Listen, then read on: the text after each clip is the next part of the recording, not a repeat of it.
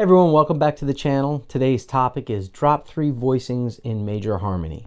And what I'm going to do today is take you through the 7 chords of C major and offer you a root position shape as well as 3 subsequent inversions. Because remember, whenever we have a 4-part chord, we have a root position shape, and then we have 3 inversions, with first inversion meaning that the 3rd is in the bass, second inversion has the 5th in the bass, and third inversion lastly has the 7th in the bass. And what does it mean to be drop 3? Well, if we take a 4-way closed position chord, if we just stack in thirds, C, E, G, and B, all 4 voices are contained within 1 octave. I'm going to count 3 voices from the top, 1, 2, 3. That's my E natural, and I'm going to drop that an octave. So that E there is now going to be voiced down here, and I'm going to have E, C, G, and B. And that's a drop 3 voicing. Now, that's not a very desirable fingering. I would change my fingering to this, and that's where we're going to build all of these drop 3 voicings off of. We're going to play exclusively on the 6th, 4th, 3rd, and 2nd strings. We will never play the 5th or the 1st string. You'll just lightly mute those with one of the sides of one of your fingers as you play each particular voicing. So let's dive in now. Let's check out the first root position shape built off of C. That's the key that we're going to be basing everything off of. And remember, hit that link and download that PDF. All of the voicings are lined out for you in guitar tablature as well as traditional notation to help you through this lesson. So the first voicing, C major 7 in root position, is voiced root 7, 3rd, and 5th, meaning C, B, E, and G. And that's first finger on the 8th fret, 3rd and 4th fingers are on the 9th fret, and 2nd finger is on the 8th fret. Now, let's talk about first inversion with the 3rd in the bass. And the easiest way to get through your inversions, if you don't know them already, is just move each chord tone up to the next chord tone on each string.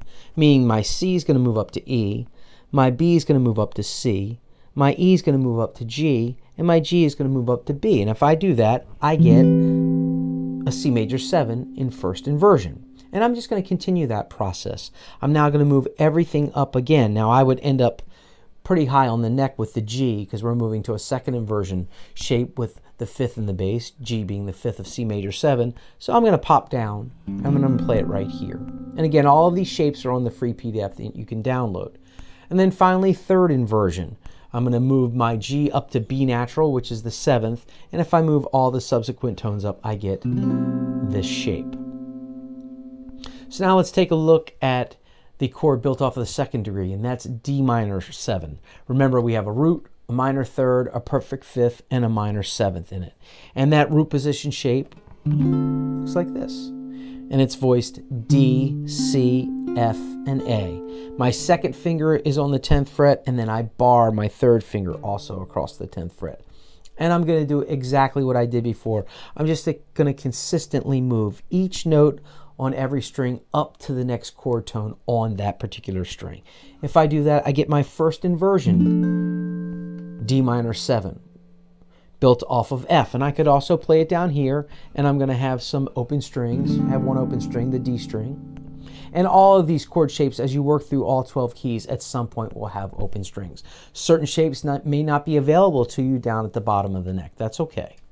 All right, so now let's move up the 2nd inversion with the 5th in the bass, A. And that's voiced A, F, C, D, which is 5, 3, 5, 3. And then lastly, 3rd inversion with C in the bass. Remember, 3rd inversion is always the triad with the 7th in the bass. That's another way to think about it. It's voiced C, A, D, and F.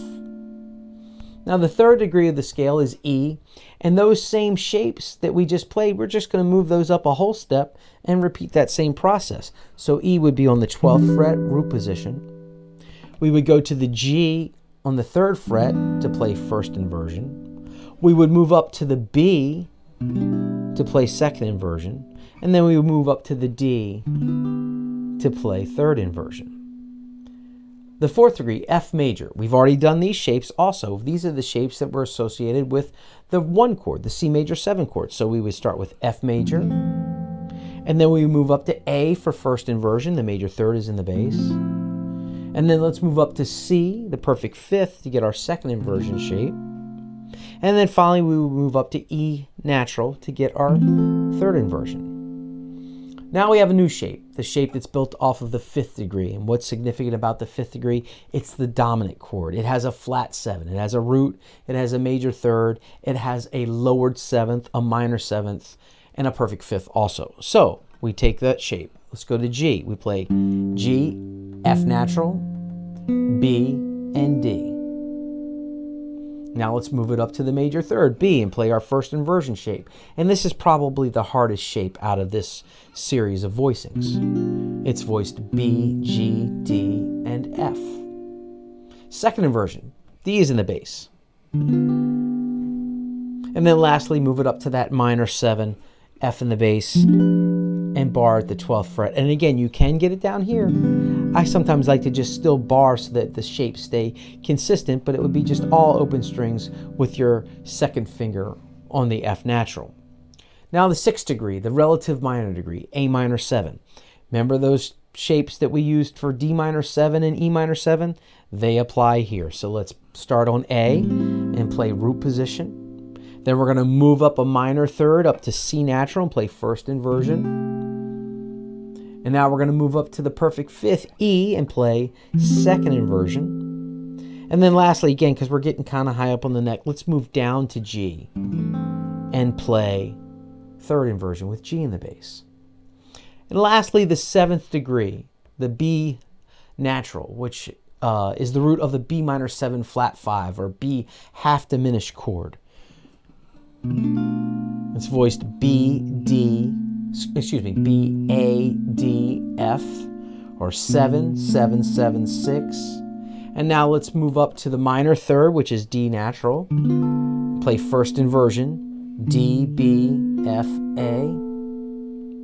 And I'll play the second inversion, which has F natural, the flatted 5. I'll play it in two places. We could play it here, or we could play it here and have some open strings also. And then lastly, third inversion with A in the bass. And that's voiced A, F, B, and D. So these are your 16 shapes. You have a shape for the 1st degree and the 4th degree. You have a shape for the 2nd, 3rd, and 6th degree. You have a shape for the 5th degree, and then you have a shape for the 7th degree. So now let's talk a little bit about using these in a tune. And what I'm going to do now is I'm going to play just a regular B-flat blues for you, and I'm going to voice lead through the 12-bar blues using just these shapes. So I'm going to give myself a nice count off. 1, 2, a 1, 2, 3, 4.